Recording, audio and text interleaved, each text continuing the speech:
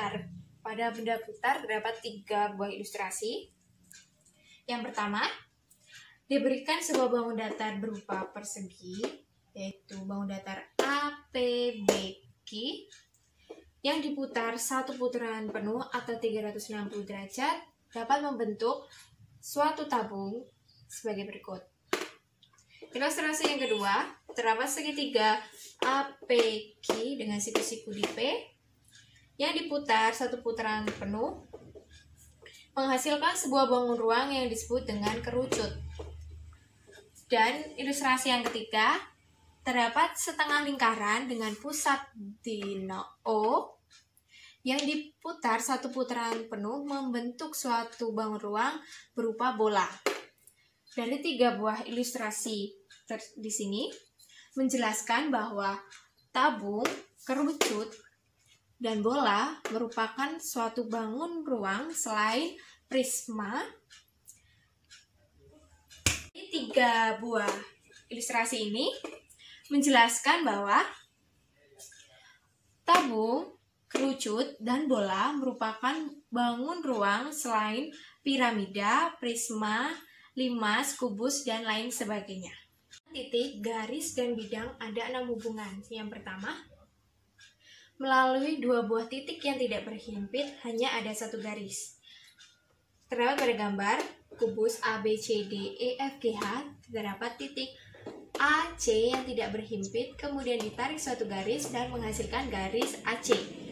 Kemudian ada titik FH adalah kedua titik yang tidak berhimpit, kemudian ditarik satu garis menghasilkan garis FH. Itu jika terdapat suatu garis yang mempunyai 2 titik yang bersekutu, maka garis tersebut terdapat pada suatu bidang datar. Pada gambar ini, yaitu kubus ABCD EFGH, dapat suatu garis AC dengan titik A dan C saling bersekutu, maka garis AC terletak pada bidang datar ABCD. Ketiga, yaitu melalui 3 buah titik yang tidak berhimpit atau tidak segaris, hanya terdapat 1 bangun datar atau bidang datar.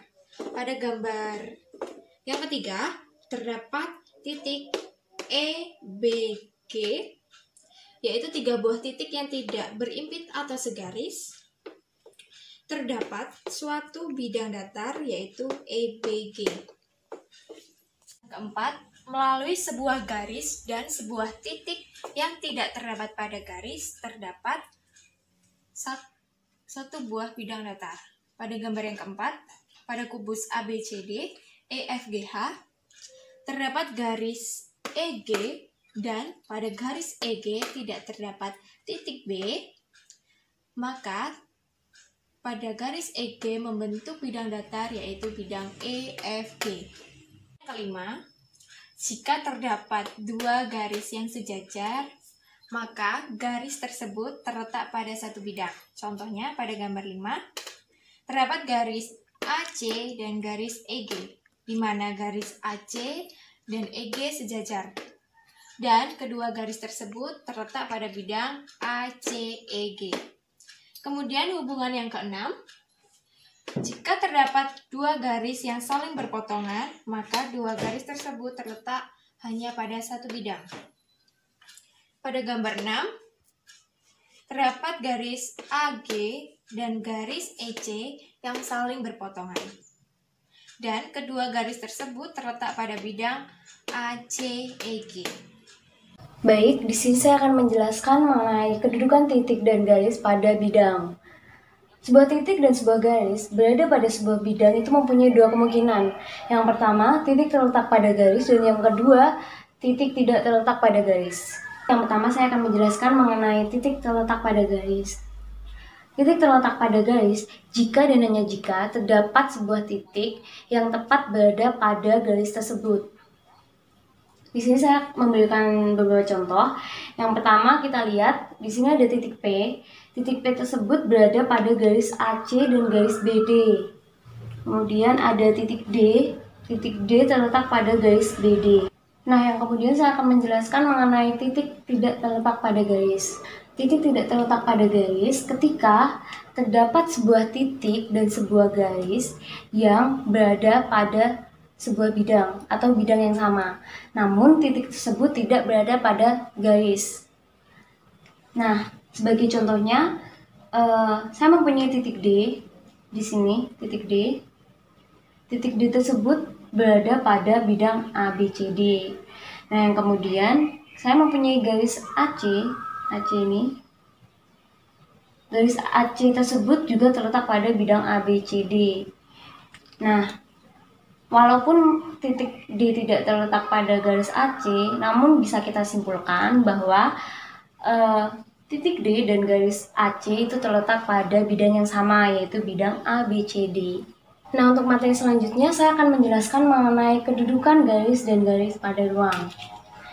Nah, ada 3, yaitu sejajar, bersilangan, dan berpotongan. Untuk yang pertama saya akan menjelaskan garis dan garis sejajar.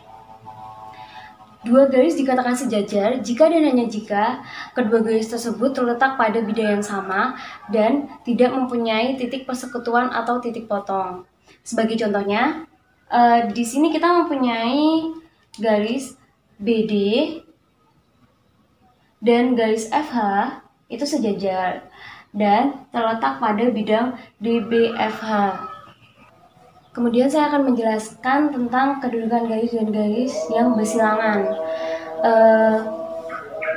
Kedua garis dikatakan bersilangan jika dan hanya jika kedua garis tersebut tidak terletak pada bidang yang sama dan tidak mempunyai titik persekutuan atau titik potong.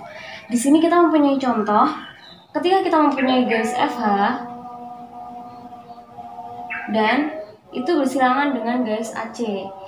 Bisa kita lihat di sini, garis FH itu terletak pada bidang EFGH dan garis AC terletak pada bidang ABCD. Jadi bisa kita simpulkan bahwa kedua garis tersebut bersilangan. Untuk selanjutnya yaitu garis yang berpotongan.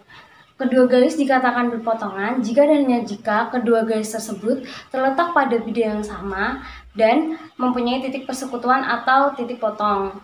Sebagai contohnya, kita mempunyai garis FH yang berpotongan dengan EG.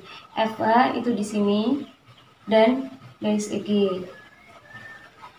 Garis FH dan garis EG dikatakan berpotongan karena garis FH dan EG terletak pada bidang EFGH dan mempunyai titik potong di sini. Kemudian untuk contoh yang kedua yaitu garis HB berpotongan dengan garis DF. HB di sini dan DF. Dikatakan berpotongan karena garis HB dan garis DF terletak pada satu bidang yang sama, yaitu bidang DBFH. Dan mempunyai titik potong di sini. Kemudian untuk materi yang berikutnya yaitu kedudukan garis dan bidang dalam ruang. Ada 4, yang pertama yaitu berpotongan, sejajar, berimpit, dan yang terakhir berpotongan tegak lurus. Untuk yang pertama yaitu berpotongan. Suatu garis dikatakan berpotongan dengan bidang jika dan hanya jika terdapat suatu garis yang berada di luar bidang dan terdapat satu titik yang berada di dalam garis dan bidang. Untuk contohnya yaitu terdapat garis EC. Garis EC ini berada di luar bidang DBFH dan terdapat titik O yang berada pada garis EC dan bidang DBFH.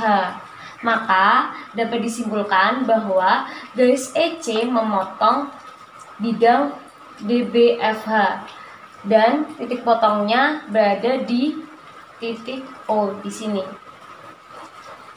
Untuk selanjutnya yaitu sejajar. Garis dikatakan sejajar bidang jika dan hanya jika terdapat sebuah garis dan bidang yang tidak mempunyai titik persekutuan atau titik potong. Untuk contohnya, di sini terdapat garis EG yang sejajar dengan garis AC. Kemudian kita tahu bahwa garis AC berada pada bidang ABCD. Nah, dapat kita simpulkan bahwa garis EG itu sejajar dengan bidang ABCD. Selanjutnya berimpit. Sebuah garis dikatakan berimpit jika dan hanya jika terdapat sebuah garis yang berada pada bidang tersebut. Contohnya, di sini kita ada garis EG. Garis EG itu terdapat pada bidang EFGH. Nah, berarti garis EG itu berhimpit dengan bidang EFGH. Kemudian contoh yang kedua adalah garis AC. Garis AC terdapat pada bidang ABCD. Nah, berarti garis AC itu berhimpit dengan bidang ABCD. Baik, untuk yang terakhir yaitu berpotongan tegak lurus. Definisi dari berpotongan tegak lurus hampir mirip dengan definisi berpotongan yang sudah saya jelaskan sebelumnya. Namun yang menjadi pembeda di sini adalah perpotongannya itu adalah sebuah garis yang tegak lurus. Nah, sebagai contohnya, kita mempunyai garis PH yang memotong bidang ABCD di titik P di sini. Kemudian kita mempunyai garis AC dan garis BD yang berpotongan di titik P dan terletak pada bidang ABCD juga. Nah, kemudian garis AC itu tuh tegak lurus dengan garis PH. Kemudian garis BD juga tegak lurus dengan garis PH.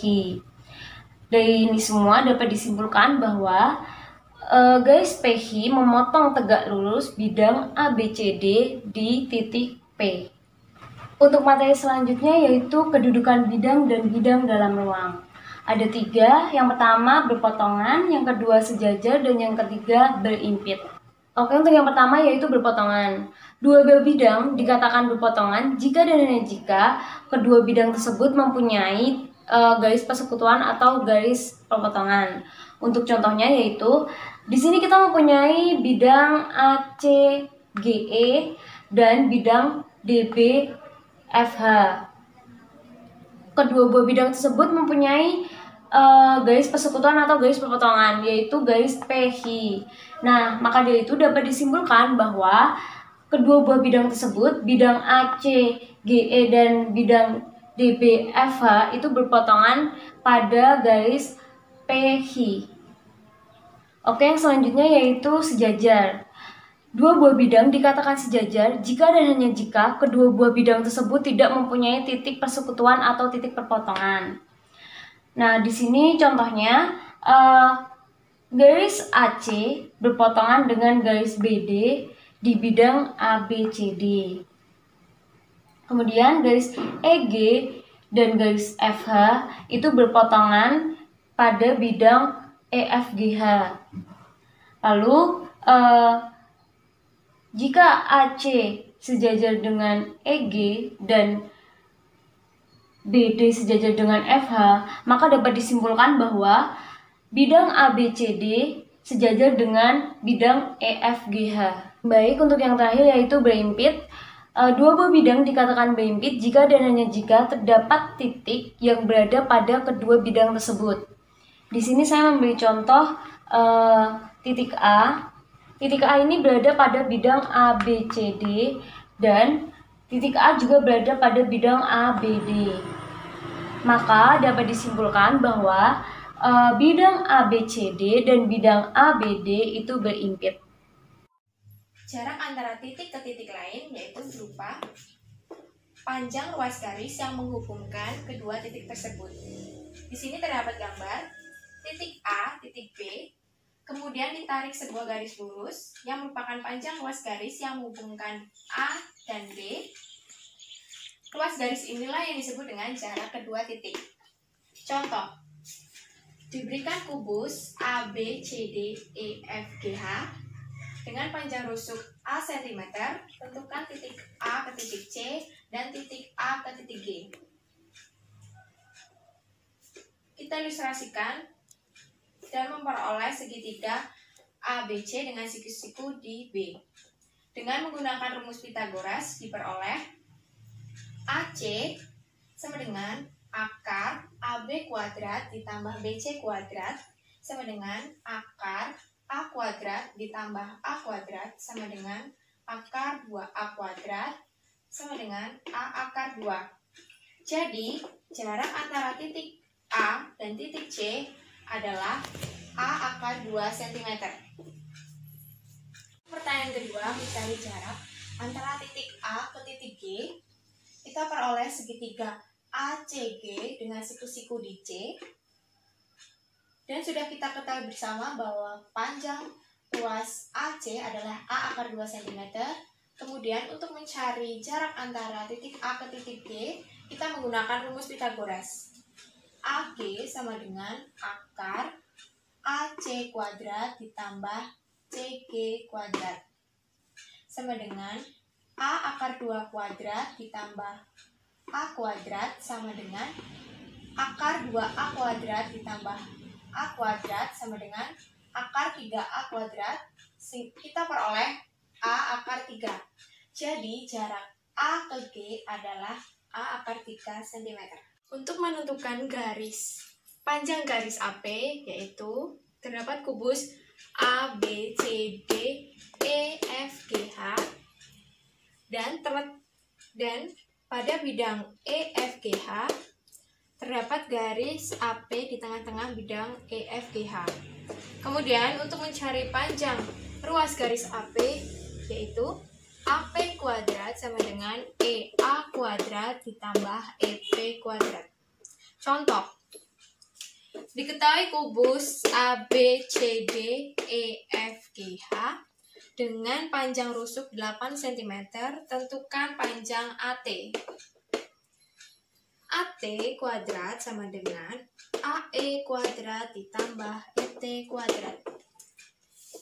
ET sama dengan setengah EG. Bisa dilihat pada gambar.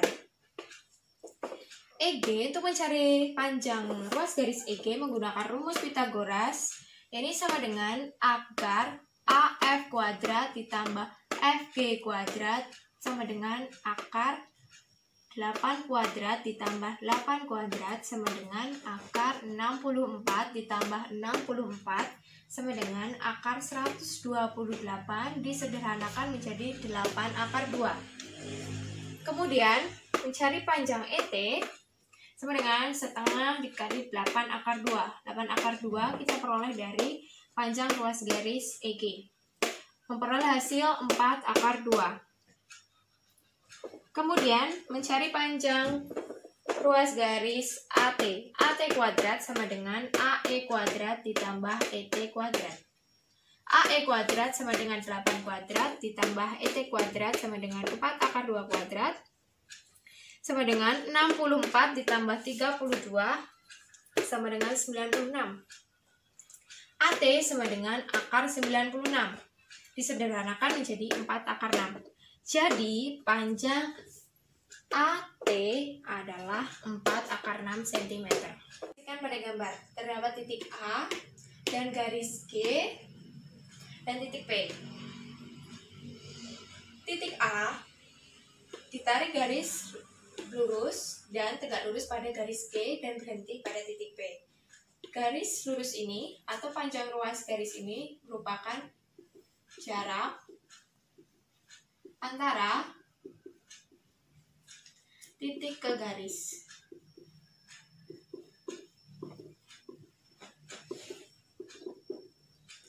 Contoh, diberikan sebuah kubus A, B, C, D, E, F, G, H dengan panjang rusuk 5 cm. Tentukan jarak antara titik A ke rusuk HG. Jarak titik A ke rusuk HG adalah panjang ruas garis AH karena AH tegak lurus dengan HG. Untuk mencari panjang ruas garis AH, kita menggunakan rumus Pythagoras, yaitu akar AE kuadrat ditambah EH kuadrat sama dengan akar 5 kuadrat ditambah 5 kuadrat sama dengan akar 25 ditambah 25 sama dengan akar 50. Kemudian kita sederhanakan menjadi 5 akar 2. Jadi jarak titik A ke rusuk HG adalah 5 akar 2 cm. Antara titik ke bidang adalah panjang ruas garis yang tegak lurus, kemudian menghubungkan titik ke bidang tersebut. Diilustrasikan pada gambar terdapat titik A dan bidang alfa, Jarak antara titik A ke bidang alfa adalah panjang ruas garis yang tegak lurus menghubungkan titik A ke bidang alfa. Contoh, diberikan kubus ABCDEFGH dengan panjang rusuk 10 cm. Tentukan jarak titik A ke bidang BDFH. Untuk penyelesaiannya, jarak titik A ke bidang BDFH adalah panjang ruas garis AP. AP sama dengan setengah dari AC. Untuk mencari AP, tentukan terlebih dahulu berapa panjang ruas garis AC, yaitu menggunakan rumus Pythagoras sama dengan akar AB kuadrat ditambah BC kuadrat sama dengan akar 10 kuadrat ditambah 10 kuadrat sama dengan akar 100 ditambah 100 sama dengan akar 200, kemudian disederhanakan menjadi 10 akar 2. Sehingga AC menjadi 10 akar 2, kemudian untuk mencari AP sama dengan setengah dikali AC. Kita tahu AC adalah 10 akar 2, jadi setengah dikali 10 akar 2 sama dengan 5 akar 2. Jadi, jarak titik A ke bidang BDFH adalah 5 akar 2 cm. Garis ke garis adalah panjang ruas garis yang tegak lurus menghubungkan kedua garis tersebut. Contoh pada gambar, terdapat garis G dan garis H. Jarak antara garis G dan garis H adalah panjang ruas garis yang menghubungkan garis G dan garis H, dan garis tersebut tegak lurus dengan garis G dan garis H. Di sini panjang ruas garis yaitu P dan Q. Contoh, diketahui kubus ABCDEFGH panjang rusuk 4 cm, tentukan jarak garis BD ke garis EG. Kita buat pada bidang EFGH dan pada bidang ABCD. Kemudian kita akan mencari jarak garis BD ke garis EG, yaitu dengan panjang ruas garis PQ. Jarak garis BD dan garis EG adalah panjang ruas garis PQ, di mana PQ tegak lurus pada BD dan PQ tegak lurus pada EG. PQ sejajar dengan AE, maka PQ sama dengan AE. AE sama dengan 4 cm karena panjang rusuk kubus tersebut diketahui 4 cm. Jadi, jarak garis BD dan garis EG adalah 4 cm. Antara garis ke bidang adalah panjang ruas garis yang masing-masing tegak lurus pada garis dan bidang. Pada gambar ini, terdapat garis G dan bidang V, di mana jarak antara garis G dan bidang V adalah panjang ruas garis yang masing-masing tegak lurus pada garis G dan tegak lurus pada bidang V. Contoh, diketahui kubus ABCDEFGH panjang rusuk 8 cm, tentukan jarak garis AE ke bidang BDFH. Jarak antara garis AE ke bidang BDFH, bidang BDFH jarak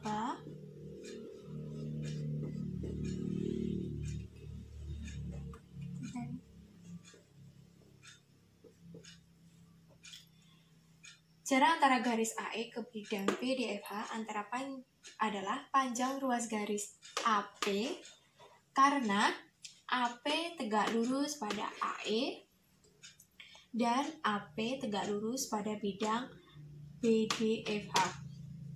AP sama dengan setengah AC dan AC juga tegak lurus pada bidang BDFH. Untuk mencari panjang ruas AC menggunakan rumus Pythagoras, yaitu akar AB kuadrat ditambah BC kuadrat sama dengan akar 8 kuadrat ditambah 8 kuadrat sama dengan akar 64 ditambah 64 sama dengan 128 sama dengan 8 akar 2. Kemudian, jika sudah ketemu AC, yaitu 8 akar 2. Kemudian mencari AP. AP yaitu setengah dari AC. Itu setengah dikali 8 akar 2 memperoleh 4 akar 2. Jadi, jarak garis AE ke bidang BDFH adalah 4 akar 2 cm. Bidang ke bidang adalah panjang ruas garis yang menghubungkan bidang yang satu dengan bidang yang kedua.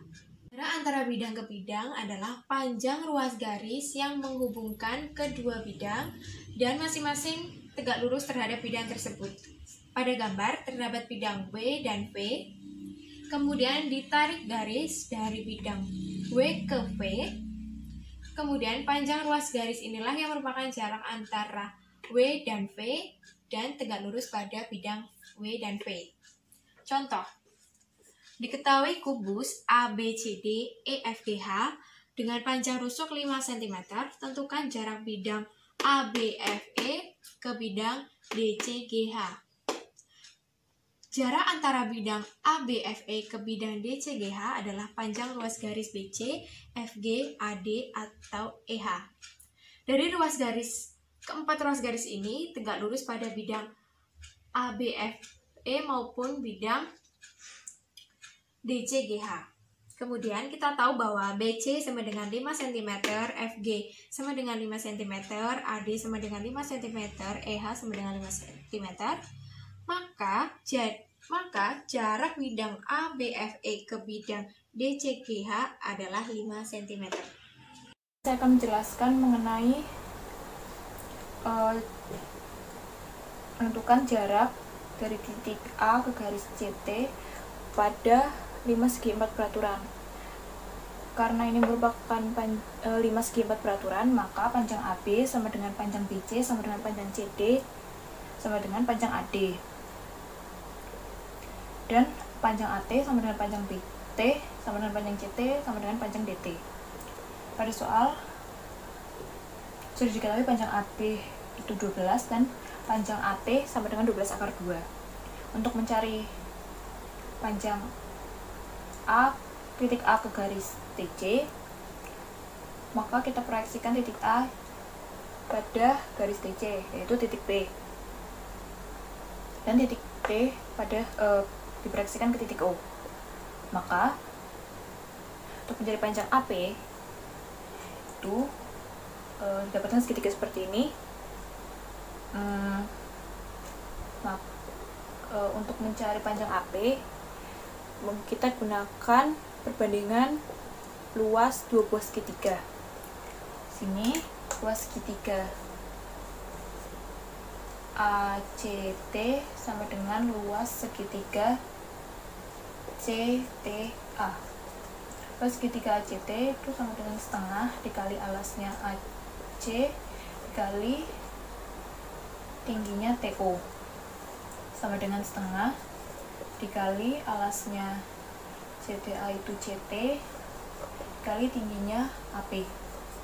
Lalu kedua ruas kita kalikan 2, maka menjadi AC kali TO sama dengan CT kali AP. Maka AP sama dengan AC dikali TO per CT. Nilai CT sudah diketahui yakni 12 akar 2.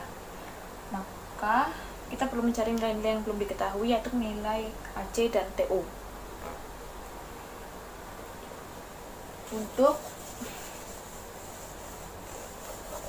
mencari nilai AC, kita gunakan rumus diagonal bidang. Maka AC kuadrat sama dengan AC kuadrat sama dengan AP kuadrat ditambah BC kuadrat. Panjang AP itu 12, maka 12 kuadrat ditambah BC juga 12, maka 12 kuadrat. Maka AC sama dengan akar 144 dikali 2 sama dengan 12 akar 2. Lalu kita mencari panjang TO.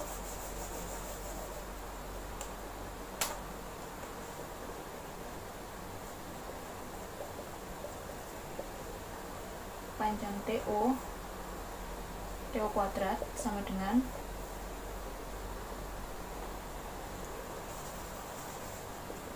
TO kuadrat sama dengan TC kuadrat dikurang OC kuadrat. TC kuadrat sudah diketahui, yakni 12 akar 2 kuadrat dikurang OC. OC merupakan setengah dari AC, maka 6 akar 2 kuadrat sama dengan TO sama dengan akar 288 dikurang 72 sama dengan akar 216 sama dengan 6 akar 6.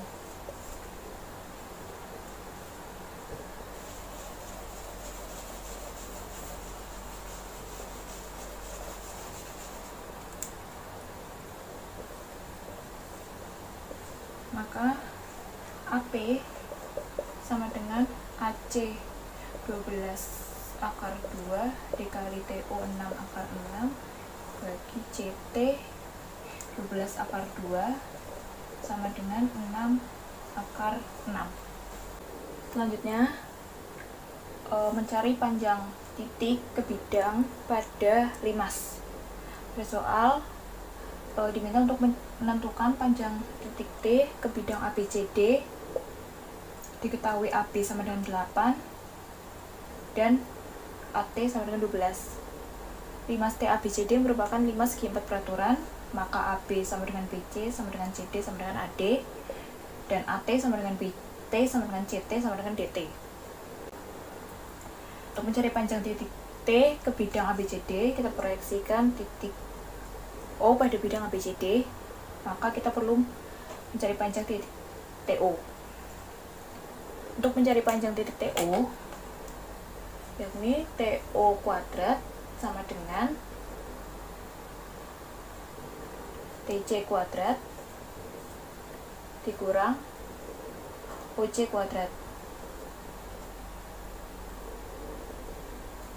OC merupakan setengah AC, maka OC sama dengan setengah dikali AC.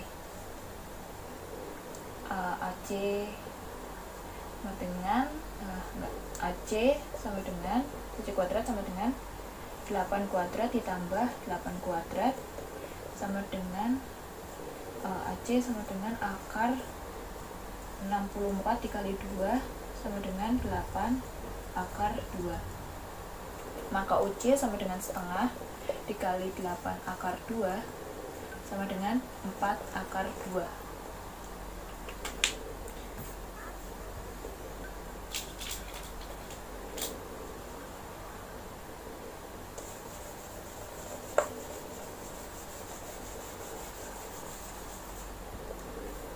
Nilai TC sudah diketahui, yakni 12, maka TO kuadrat sama dengan 12 kuadrat dikurang 4 akar 2 kuadrat sama dengan 144 dikurang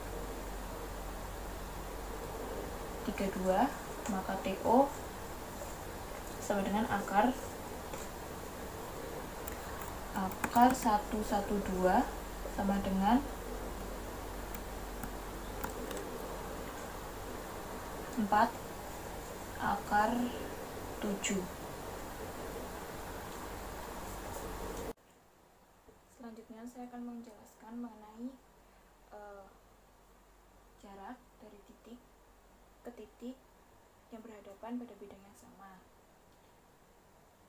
atau diagonal bidang. Saya pada kubus ini diagonal bidangnya adalah AFBE, BGCF, DGCH, EHDE, EGFH, AC, dan BD. Lalu untuk mencari panjang diagonal bidangnya, misalnya kita perhatikan bidang ABFE, dan kita akan mencari panjang dari EB. Di sini terdapat 2 buah segitiga siku-siku. Maka untuk mencarinya, kita dapat menggunakan rumus Pythagoras. Misal kita ambil segitiga EAB. Maka untuk mencari EB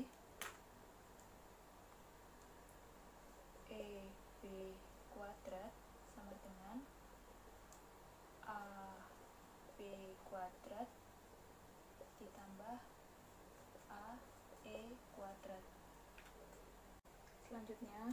Selanjutnya saya akan menjelaskan mengenai jarak antara titik A ke titik G. Jarak antara titik A ke titik G disebut juga dengan diagonal ruang. Diagonal ruang yang terdapat pada kubus ABCDEFG ini antara lain AG, BH, lalu DF dan CE. Untuk mencari panjang AG, misalnya kita perhatikan bidang AECG seperti pada ini akan membentuk sebuah persegi panjang. Untuk mencari panjang AG dapat menggunakan rumus Pythagoras seperti diagonal bidang sebelumnya. Maka AG kuadrat sama dengan AC kuadrat ditambah CG kuadrat. Lalu contohnya mencari panjang diagonal bidang pada balok. Pada balok terdapat dua buah diagonal bidang yang berbeda, yaitu antara bidang ABFE, ABCD, EFGH, DCGH dengan BCGF dan ADHE. Misalnya pada bidang ABFE, untuk mencari jarak antara titik E ke titik B sama EB kuadrat sama dengan AB kuadrat ditambah AE kuadrat. AB kuadrat adalah AB adalah 4, maka 4 kuadrat ditambah AE 3 kuadrat sama dengan 16 ditambah 9, maka PB sama dengan akar 25 sama dengan 5. Kemudian untuk mencari panjang FC,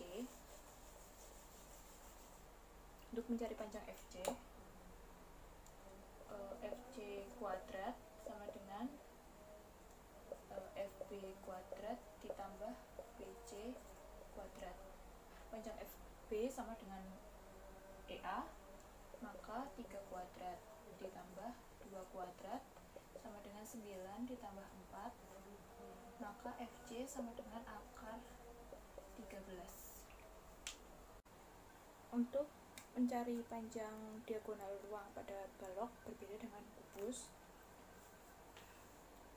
Untuk mencari panjang diagonal ruangnya atau jarak titik A ke titik G diperlukan 2 kali Pythagoras. Yang pertama untuk mencari AC, maka AG kuadrat sama dengan AC kuadrat ditambah GC kuadrat. Lalu untuk mencari AC kuadrat sendiri sama dengan AB kuadrat ditambah BC kuadrat terus GC, maka AG kuadrat sama dengan AB kuadrat ditambah BC kuadrat ditambah GC kuadrat, atau bisa juga panjang kuadrat ditambah lebar kuadrat ditambah tinggi kuadrat. Misal mencari panjang AG pada balok ABCDEFGH jika diketahui panjang AB 8, panjang AE 6, dan panjang BC 4. Maka AG G kuadrat sama dengan 8 kuadrat ditambah 4 kuadrat ditambah 6 kuadrat sama dengan 64 ditambah 16 ditambah 36. Maka AG sama dengan akar 116 sama dengan 2 akar 29. Jadi di video kali ini saya akan menjelaskan tentang sudut pada dimensi 3 yang terdiri dari proyeksi dan sudut itu sendiri. Nah, yang pertama dimulai dari proyeksi. Pada bangun ruang terdapat 3 jenis proyeksi. Yang pertama adalah proyeksi titik pada garis. Yang kedua adalah proyeksi titik pada bidang. Dan yang ketiga adalah proyeksi garis pada bidang. Yang pertama saya akan jelaskan tentang proyeksi titik pada garis. Ketika kita ingin membuat suatu proyeksi dari suatu titik ke suatu garis, kita harus menggambar sebuah garis dari titik tersebut, lurus ke garis tersebut, dan harus membentuk garis yang tegak lurus. Atau sudutnya berupa sudut siku-siku. Seperti pada gambar di contoh ini, ada titik P dan juga ada garis Q. Saya akan menarik sebuah garis proyeksi, yaitu garis M, dari titik P ke titik Q yang berada di garis K. Sudut yang terbentuk haruslah berupa sudut siku-siku. Karena ketika kita ingin membuat suatu proyeksi, garis yang terbentuk haruslah garis yang tegak lurus. Yang kedua adalah proyeksi titik pada bidang. Ketika kita ingin membuat sebuah proyeksi dari sebuah titik ke sebuah bidang, caranya mirip dengan kita membuat proyeksi dari suatu titik ke garis. Perbedaannya adalah garis yang terbentuk dari titik tersebut ke bidang haruslah tegak lurus dengan semua garis yang ada pada bidang tersebut. Seperti pada gambar di contoh ini. Terdapat titik P dan terdapat bidang H. Saya akan menarik sebuah garis proyeksi, yaitu garis G, ke bidang H. Garis G ini haruslah tegak lurus dengan semua garis yang ada di bidang H. Yang ketiga adalah proyeksi garis pada bidang. Ketika kita ingin memproyeksikan suatu garis ke suatu bidang, artinya kita harus memproyeksikan setiap titik yang ada pada garis tersebut ke bidang yang ada di bawahnya. Nggak harus di bawah sih, bisa di atas, bisa di samping, bisa di kanan, bisa di kiri. Ya, kebetulan di contoh ini saya mempunyai garis G yang akan saya proyeksikan ke bidang H. Artinya saya akan memproyeksikan atau membuat garis proyeksi di setiap titik yang ada di garis G ke bidang H. Seperti ini. Nah, jadi nanti proyeksinya berupa sebuah garis juga. Yang di sini saya beri nama garis G aksen. Ada beberapa fakta-fakta dari proyeksi garis dan bidang. Yang pertama adalah proyeksi garis pada bidang umumnya berupa suatu garis. Yang kedua adalah jika garis H tegak lurus dengan bidang beta, maka proyeksi garis H pada bidang beta berupa sebuah titik. Dan yang ketiga adalah jika garis G tegak lurus, sejajar dengan bidang beta, maka garis G aksen, yaitu proyeksi garis G pada bidang beta, adalah garis yang sejajar dengan G. Seperti pada contoh di gambar yang sebelumnya, kita bisa lihat bahwa garis G itu sejajar dengan garis G aksen. Oke, berikutnya adalah sudut-sudut pada bangun ruang. Sudut pada bangun ruang ada 3 macam. Yang pertama adalah sudut antara dua garis, yang kedua adalah sudut antara garis dan bidang, yang ketiga adalah sudut antara bidang dan bidang. Yang pertama adalah sudut antara dua garis.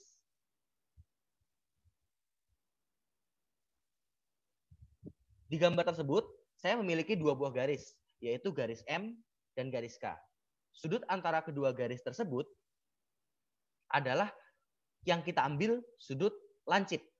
Di gambar ini kita bisa lihat bahwa ada sudut yang lancip dan ada sudut yang tumpul.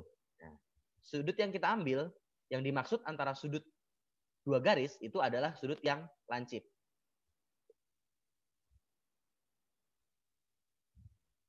Yang kedua adalah sudut antara garis dan bidang. Sudut antara garis A dan bidang V adalah sudut antara garis A dan proyeksi pada V. Sudut antara garis PQ dengan V sama dengan sudut antara garis PQ dengan P aksen Q. Maksudnya adalah ketika kita ingin mengukur sudut antara garis dan bidang, pertama-tama yang kita lakukan adalah kita membuat suatu garis proyeksi antara titik pada bidang dan titik pada garis. Pada contoh ini saya mengambil titik pada garis yaitu titik P dan membuat proyeksi ke bidang yaitu titik P aksen.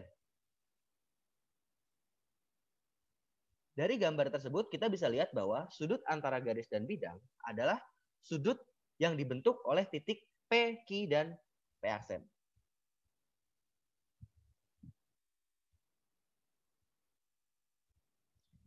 Yang selanjutnya adalah sudut antara bidang dan bidang. Misalkan di sini saya memiliki dua buah bidang, yaitu bidang alfa dan juga bidang beta. Bidang alfa dan beta ini saling berpotongan. Ketika saya ingin mengukur sudut antara bidang alfa dan bidang beta, yang pertama kali saya lakukan adalah saya menggambar dua buah garis. Yang pertama garis pada bidang alfa dan yang kedua garis pada bidang beta yang saling berpotongan. Lalu saya pastikan bahwa garis G pada bidang alfa itu tegak lurus dengan bidang beta dan garis H pada bidang beta tegak lurus dengan bidang alfa. Kemudian saya akan mengukur sudut antara garis G dan garis H. Sudut itulah yang dijadikan sebagai besaran sudut antara kedua buah bidang yang saling berpotongan. Masalah kontekstual pada geometri ruang. Jadi diketahui sebuah kamar berukuran 4x4x4 dipasang lampu tepat di tengah atap dan ditanyakan jarak dari lampu ke salah satu sudut di lantai kamar. Karena diketahui pada soal bahwa ukuran kamar 4x4x4, maka kita dapat simpulkan bahwa kamar berbentuk kubus. Kemudian kita simpulkan T sebagai lampu kamar dan KLMN merupakan sudut lantai. Maka kita dapat mencari jarak dari titik T ke titik K. T K kuadrat sama dengan KO kuadrat ditambah OT kuadrat. OT sama dengan setengah OQ. OQ kuadrat sama dengan 4 kuadrat ditambah 4 kuadrat sama dengan OQ sama dengan akar 16 dikali 2 sama dengan 4 akar 2. Maka OT sama dengan setengah dikali 4 akar 2 sama dengan 2 akar 2.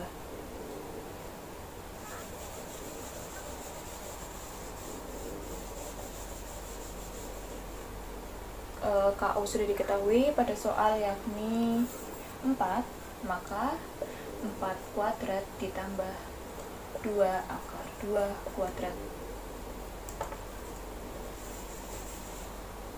sama dengan 16 ditambah 8, maka TK sama dengan akar 24 sama dengan 2 akar 6.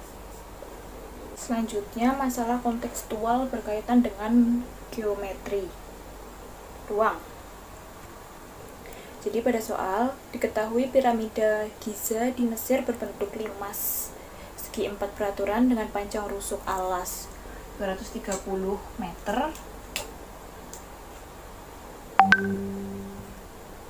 dan panjang rusuk tegak 219 meter. Tentukan jarak terdekat puncak piramida dengan alas piramida. Maka untuk mencari jarak terdekat puncak ke alas, kita gunakan cara mencari jarak titik T ke bidang. Maka sudah diketahui TABCD 5 segi 4 peraturan. Maka TO kuadrat sama dengan TC kuadrat dikurang OC kuadrat. OC merupakan setengah AC dan AC sama dengan kuadrat sama dengan 230 kuadrat ditambah 230 kuadrat sama dengan AC sama dengan akar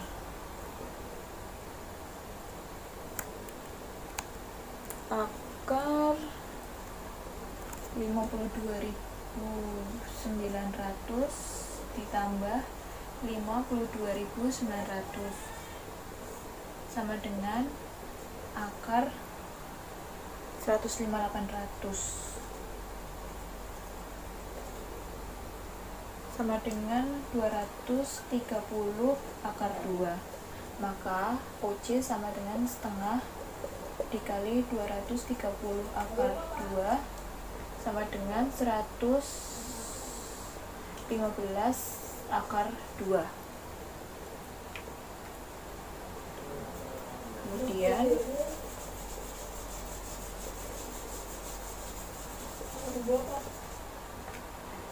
DC sudah diketahui 219, maka 219 kuadrat dikurang 115 akar 2 kuadrat sama dengan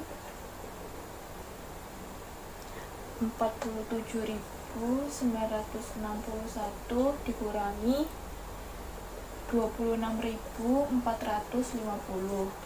Maka TO sama dengan akar 21.511 sama dengan 7 akar 439, atau misal kita ubah ke bentuk desimal menjadi 146,666. Jadi jarak terdekat puncak piramida ke alas piramida adalah 146,666 meter.